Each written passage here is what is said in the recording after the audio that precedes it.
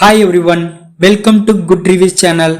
நாம் இன்னைக்கு சிபிராஜ் நடிப்பில் தியேட்டர்ல ரிலீஸ் ஆன 10 Hours என்கிற கிரைம் த்ரில்லர் மூவியோட ரிவ்யூ தான் பார்க்க போறோம். இந்த படத்தோட கதை என்னன்னா, படத்தோட ஹீரோ சிபிராஜ் இன்ஸ்பெக்டரா இருக்காரு.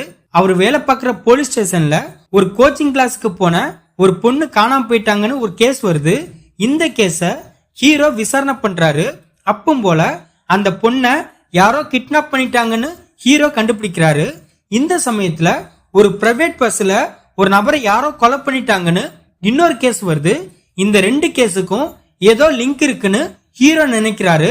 இதுக்கப்புறம் படத்துல என்னென்ன சம்பவம் நடந்துச்சு, ஹீரோ காணாம போன பொண்ண உயிரோட கண்டுபிடிச்சாரா இல்லையா, பஸ்ல ஒரு நபரை யாரோ கொலை பண்ணிருப்பாங்க, அந்த குற்றவாளிய ஹீரோ கண்டுபிடிச்சாரா இல்லையா, இது எல்லாத்துக்குமான விடைதான் இந்த படத்தோட கதை. இந்த படத்தோட பிளஸ் படத்தோட கதை கிரைம் த்ரில்லர் மூவிக்கு ஏத்த மாதிரி இருக்கு. படத்தோட ஸ்டார்டிங்லயே கதைக்குள்ள போயிருந்தாங்க, அதனாலே படம் பார்க்க இன்ட்ரெஸ்டிங்கா இருக்கு. படத்துல ஹீரோவுக்குன்னு லவ் போர்ஷன், மாஸ் சாங்ஸ் எதுவுமே இல்லாதது படத்துக்கு மிகப்பெரிய பிளஸ்ஸா இருக்கு. படத்துல ஒரு பொண்ணு காணலன்னு கம்ப்ளைண்ட் வரும். அந்த கேஸ ஹீரோ ஹேண்டில் பண்ற விதம் ஓரளவு நல்லா இருந்துச்சு. படத்துல கள்ளக்குறிச்சி டோல்கேட்ல நடந்த சம்பவத்தை வச்சு ஹீரோ நிறைய விஷயம் கண்டுபிடிப்பாரு. அது படத்துல நல்லா இருக்கு.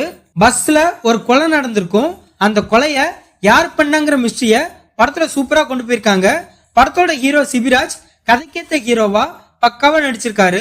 இதை தவிர படத்துல நடிச்ச எல்லாருமே தங்களோட கதாபாத்திரத்தை சிறப்பா பண்ணிருக்காங்க. ஃபுல் படத்தையுமே ஒன் டே நைட்ல நடக்கிற மாதிரி தான் எடுத்திருக்காங்க. அதுவும் படத்துல ஓகேவா இருக்கு. படத்தோட மியூசிக் படத்துக்கு பக்கபலமா இருக்கு. சினிமாட்டோகிராஃபில நைட் மோட் சீன்ஸை காட்சிப்படுத்திய விதம் நல்லா இருக்கு. படத்தோட கிளைமேக்ஸை நீட்டா முடிச்சிருக்காங்க. இந்த படத்தோட மைனஸ், பஸ்ல ஒரு கொலை நடந்திருக்கும், அந்த கேஸுக்காக அந்த பஸ்ல டிராவல் பண்ண எல்லார்கிட்டையும் விசாரணை பண்ணுவாங்க. அது கொஞ்சம் லேகிங்கா இருக்கு.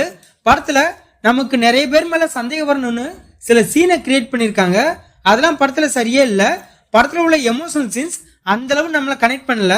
பழைய ஜோக்கு தங்கத்துறையோட காமெடி எப்பவும் போல ரொம்ப பழசா தான் இருக்கு. படத்துல உள்ள வில்லன் கேரக்டரை இன்னும் ஸ்ட்ராங்கா டிசைன் பண்ணிருக்கலாம். படத்தோட மெயின் வில்லன் யாருன்னு தெரியுற சீன் படத்துல சப்பையா இருக்கு. இந்த படத்தை கலியபெருமாள் டைரக்ட் பண்ணிருக்காரு. இந்த படத்துல சிபிராஜ், கஜராஜ், ஆடுகளம் முருகதாஸ் இன்னும் பலர் இந்த படத்துல நடிச்சிருக்காங்க. மொத்தத்துல இந்த படத்தை பார்க்கலாமான்னு கேட்டா, ஒரு ஆவரேஜான கிரைம் த்ரில்லர் மூவி பார்க்க நினைக்கிறவங்க இந்த படத்தை பார்க்கலாம். இந்த வீடியோ பிடிச்சிருந்தா லைக் பண்ணுங்க, ஷேர் பண்ணுங்க, சப்ஸ்கிரைப் பண்ணி சப்போர்ட் பண்ணுங்க. Thanks for all.